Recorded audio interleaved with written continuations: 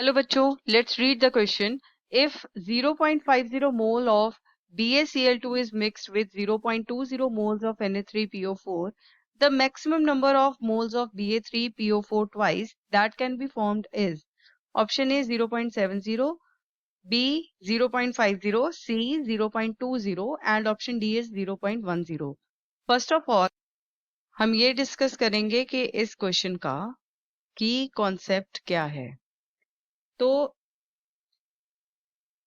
जो chemical reaction है यहाँ पर बताया गया है क्वेश्चन में, उसमें सबसे पहले हमें लिमिटिंग रिएक्टेंट के बारे में पता होना चाहिए. तो लिमिटिंग रिएक्टेंट क्या है? तो that is a substance that is completely consumed first. तो वो सबसे पहले completely consume हो जाता है. इसका मतलब है कि वो जो लिमिटिंग रिएक्टेंट है that determines the maximum amount of the product that can be formed. Now I will explain the answer. तो यहाँ पर सबसे पहले तो जो केमिकल रिएक्शन है वो लिखेंगे. सो 3 moles of BaCl2 ये रिएक्ट करता है 2 moles of Na3PO4 के साथ और ये बनाता है Ba3PO4 twice plus 6 moles of NaCl. तो यहाँ पर ये जो इक्वेशन है ये हमें क्या बताती है कि 3 moles of BaCl2 that reacts with 2 moles of Na3PO4 to produce 1 mole of Ba3PO4 twice and 6 moles of NaCl. और यहाँ पर एक और है बात, जो 2 moles of Na3PO4 को कितने मोल्स चाहिए? 3 moles of BaCl2 चाहिए. तो हम यहाँ पर कह सकते हैं, यहाँ पर हमें गिवन है 0.50 मोल्स किसके? BaCl2 के और 0.20 moles are provided for Na3PO4.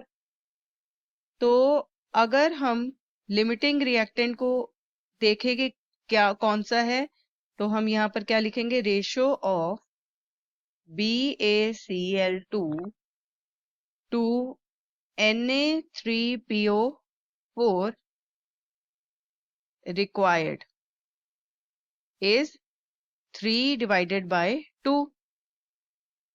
क्योंकि 3 मोल्स जो हैं इसके BaCl2 के हैं और 2 मोल्स Na3PO4 के हैं, तो that will be equal to 1.5.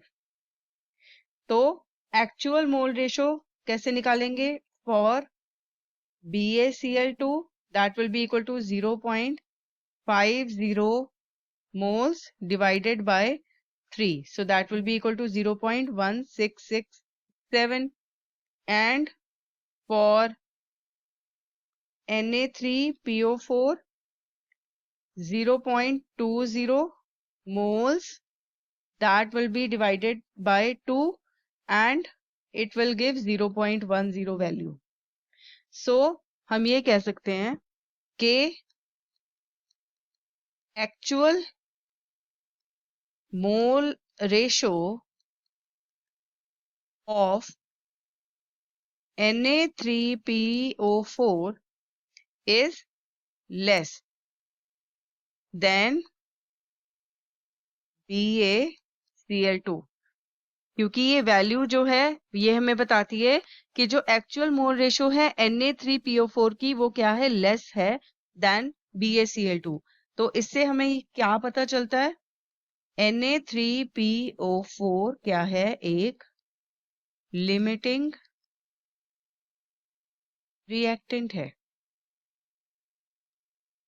अब हमें maximum moles of Ba3PO4 twice का पता करना है।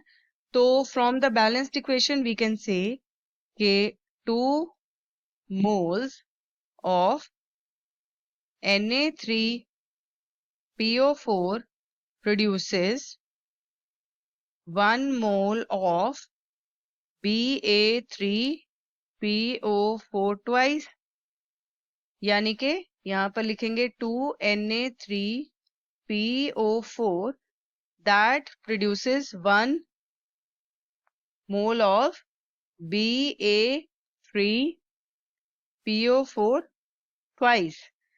So therefore 0.20 moles of Na3PO4 will produce.